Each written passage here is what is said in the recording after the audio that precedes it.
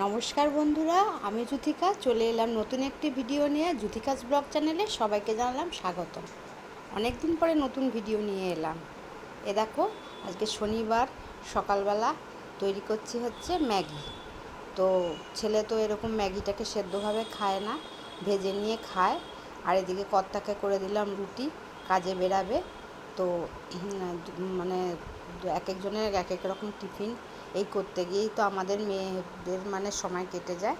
এইবারে এই ম্যাগিটাকে দেখো একদম করে নিয়ে ভেজে তারপরে সেটাকে চিজ দিয়ে পুড়ে দিলাম। তো এই টিফিনের পঞ্চায়েতই শেষ হলো, এবার শুরু হচ্ছে রান্না।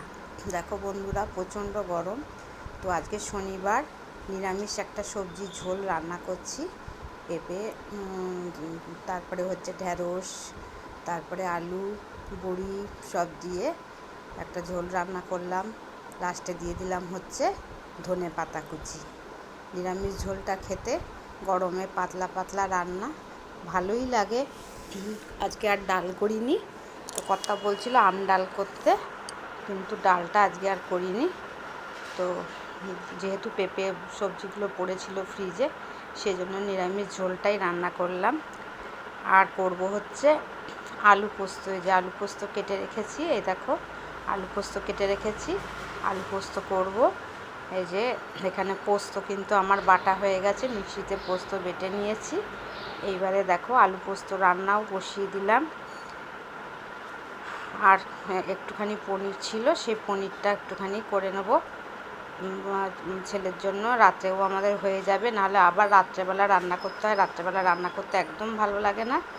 এই যে এবারে আলু পোস্ত বসিয়ে দিয়েছি। প্রচণ্ড গরম বন্ধুরা, দেখো কেমন ঘেমে একদম পুরো জল হয়ে যাচ্ছি। উনুনের সামনে কিন্তু একদম থাকা যাচ্ছে না।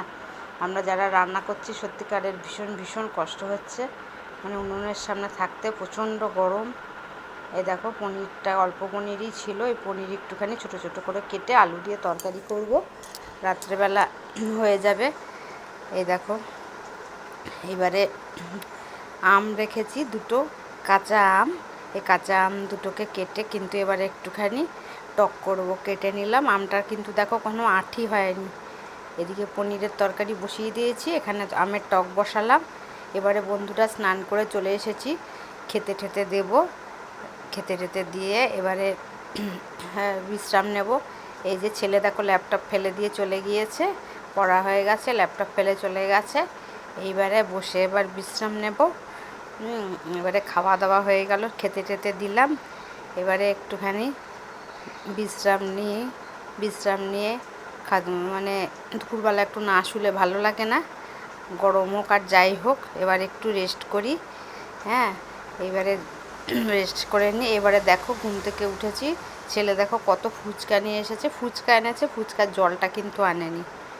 এবারে ফুচকাগুলোকে বলছে থালার মধ্যে সাজিয়ে দাও, তুমি একটু খাও আমি একটু খাবো।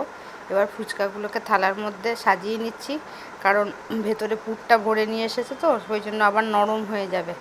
এবার ফুচকাগুলোকে থালার মধ্যে দিয়ে দিচ্ছি ওকে, আমি কটা খাবো আর ও খাবে। আর টক জলটা আনেনি, টক জলটা ছাড়া কিন্তু আমার ফুচকা একদম ভালো লাগে না, তাই বেশি খেলাম না। এবারে ও তো মোটামুটি 3-4টা খেয়ে আমি ওকে দিয়ে দিয়েছি। এইবারে এই দেখো থালার মধ্যে সুন্দর করে সাজিয়ে নিলাম। টক জলটা থাকলে কিন্তু হেভি লাগতো ফুচকাটা, তাই না বলো?